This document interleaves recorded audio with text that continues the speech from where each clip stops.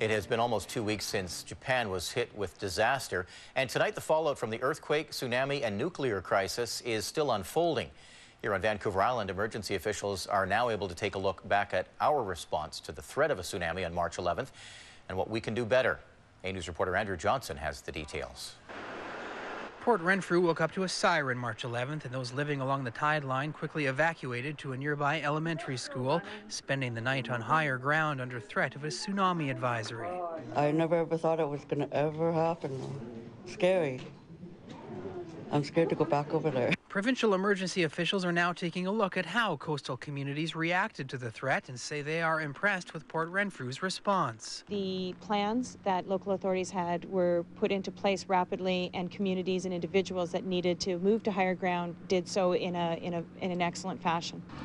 She also praises precautions taken in Port Alberni. They closed down the schools on the 11th because a number of the buses would have been driving through potential inundation zones. Officials from Emergency Management BC won't go into specifics about what we could have done better in the first 24 hours after the earthquake hit Japan, but they do acknowledge there is plenty we can learn from watching how the most prepared nation in the world has dealt with multiple blows in the form of earthquake, tsunami, and nuclear crisis.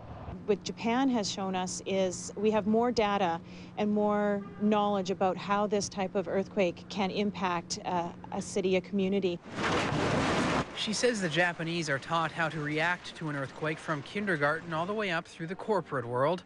Emergency Management BC is also looking at how social media has played a role in the disaster and how its power can be harnessed most effectively. Facebook and Twitter to ensure that we are informing the British Columbia public with the most up-to-date information as the situation unfolds. BC disaster experts are working right now with their counterparts up and down the West Coast on an exercise called Pacific's 11, simulating how our coast would be affected by a 9.0 quake striking off Eugene, Oregon.